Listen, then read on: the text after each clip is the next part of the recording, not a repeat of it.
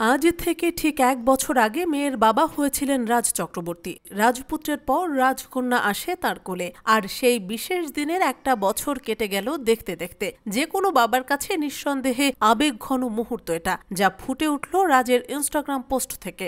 ইয়ালিনীর জন্মের বিশেষ মুহূর্ত অবশেষে সামনে আনলেন রাজ চক্রবর্তী।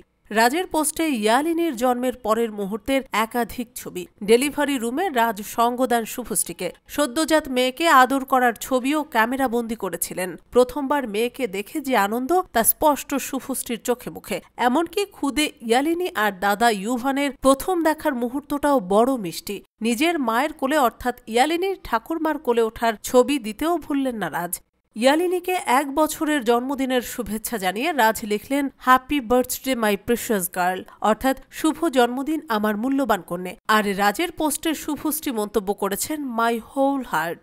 ইয়ালিনীর জন্মের পর তার ছবি সোশ্যাল মিডিয়ায় শেয়ার করেননি রাজ শুভশ্রী। সেপ্টেম্বর মাসে প্রথম তাঁরা মেয়েকে সামনে আনেন। যদিও ইউভানের জন্মের সময় ছেলের বয়স যখন মাত্র কয়েক ঘন্টা, তখনই তাঁরা সদ্যজাতের ছবি ভাগ করে নিয়েছিলেন সকল অনুরাগীদের সঙ্গে। পরে তা নিয়ে শুভশ্রী জানান, জন্মের পর ঠিক ইউভানের মতোই দেখতে হয়েছিল ইয়ালিনীকে, ঠিক যেন ৩ বছর পর যমজ সন্তানের জন্ম দিয়েছেন। এমনকি অভিনেত্রীর দাবি ছিল, লোকে ইউভান ভেবেই ভুল করতে পারে, তাই তারা অপেক্ষা করছিলেন মেয়ের একটু বড় হওয়ার, বিশেষ করে চুল একটু বড় হওয়ার। তাই সেপ্টেম্বরে সকলের সামনে আনেন তারা নিজেদের রাজকন্যাকে।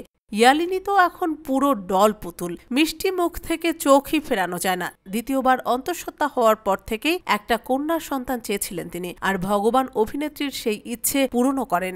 ২ সন্তান মানেই মা বাবার দায়িত্ব আরও বেশি। যদিও রাজ শুভশ্রী তা বেশ ভালোভাবেই পালন করেন। কাজের বাইরে দুজনের বেশিরভাগ সময় কাটে সন্তানদের সঙ্গে। মাঝে মাঝে মা বাবাকে কাজের জায়গাতেও সঙ্গ দেয় ইউভান আর ইয়ালিনী। জন্মদিনের অনেক শুভেচ্ছা এই মিষ্টি খুদেকে।